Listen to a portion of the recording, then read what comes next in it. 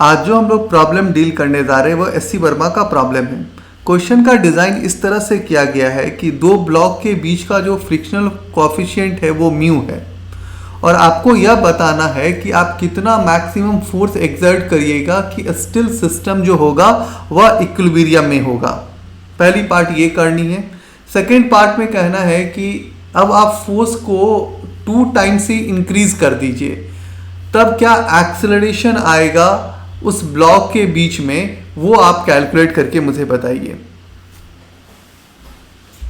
तो चलिए हम क्वेश्चन को डील करने जा रहे हैं। तो हम क्या करते हैं कि मान लीजिए कि इसमें हम फोर्स लगाएंगे तो ऑब्वियसली बात है कि इस पॉइंट पे टेंशन क्रिएट होगा, मतलब स्ट्रिंग में टेंशन क्रिएट होगा। ठीक है, तो हम क्या करते हैं, इसका फ्री बॉडी डायग्राम ड्रॉ कर लेते हैं। फर्स्ट काम करते हैं कि हम अपर ब्लॉक का फ्री बॉडी डायग्राम ड्रॉ करते हैं।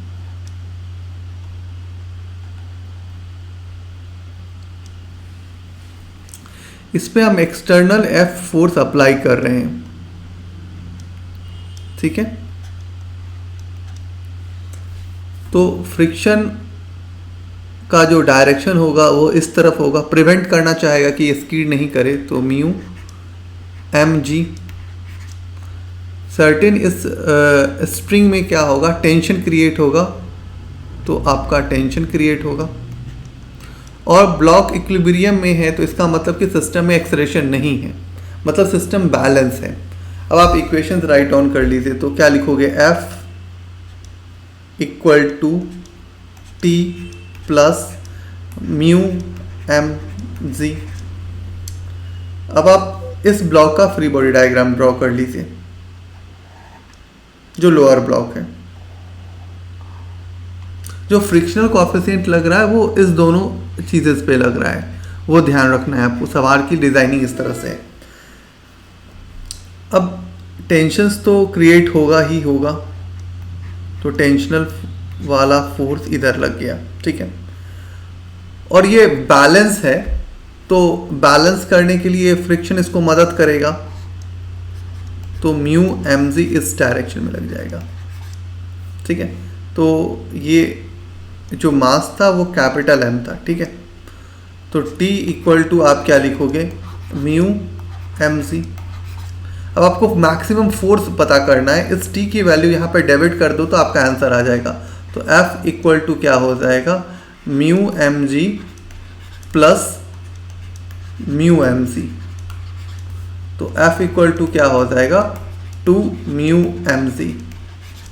जो क्वेश्चन का सेकेंड पार्ट है वो कह रहा है कि फोर्स को 2 टाइम्स से इंक्रीज कर दो, मतलब ये जो फोर्स है अब क्या बन गया, 4 म्यू एम जी बन गया। ठीक है, जैसे ये फोर्स 4 म्यू एम जी बन गया है, इसका मतलब कि ये जो सिस्टम है अब एक्सेलरेट हो गया है। अब उस एक्सेलरेशन को आपको पता करना है। ठीक है ना, अब एक्सेलरेशन पता करना है तो फर्स्ट बॉडी का आप फ्री बॉडी डायग्राम बना लीजिए। तो वह अप्लाइड फोर्स जो है, जो आप अप्लाई कर रहे हो, वो आपका 2 टाइम्स से इंक्रीज हो गया। इसका मतलब कि आप फोर्स पता कर लिए कि कितना हो गया, 4 म्यू एम जी हो गया है।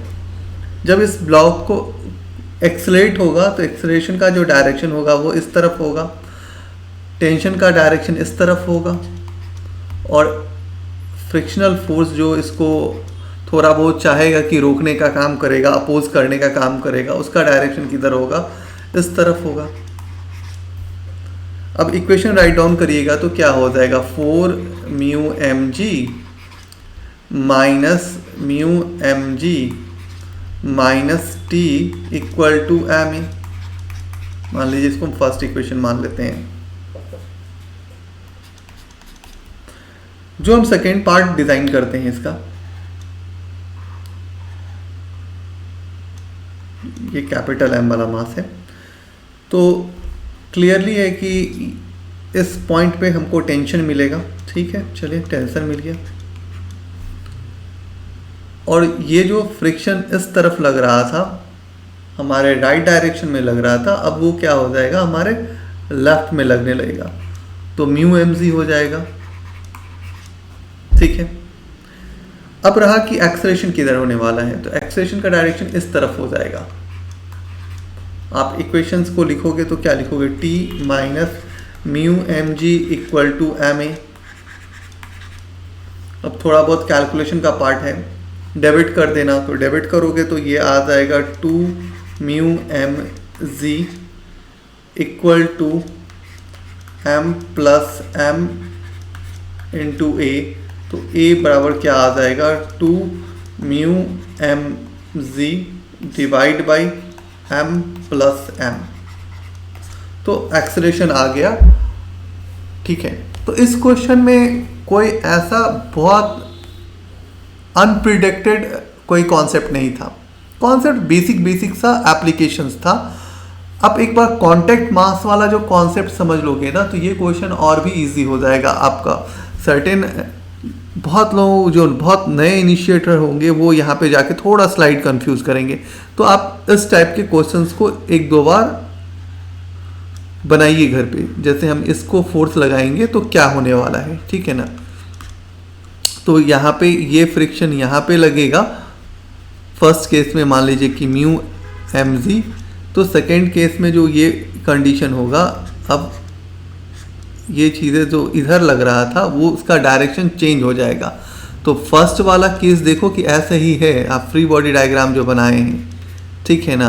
आपका फोर्स का डायरेक्शन इधर था तो फ्रिक्शन आपके अपोजिट लग गया है। अब की बार फ्रिक्शन कहाँ लगेगा वो आप जा करके थिंक आउट कीजिए और ये सवाल डील कीजिए। तो आप सिंपल सा कॉन्सेप्ट अप्लाई कीजिए फ्रिक्शन का और आपको इस सवाल का आंसर आ जाएगा। तो आज के लिए थैंक यू।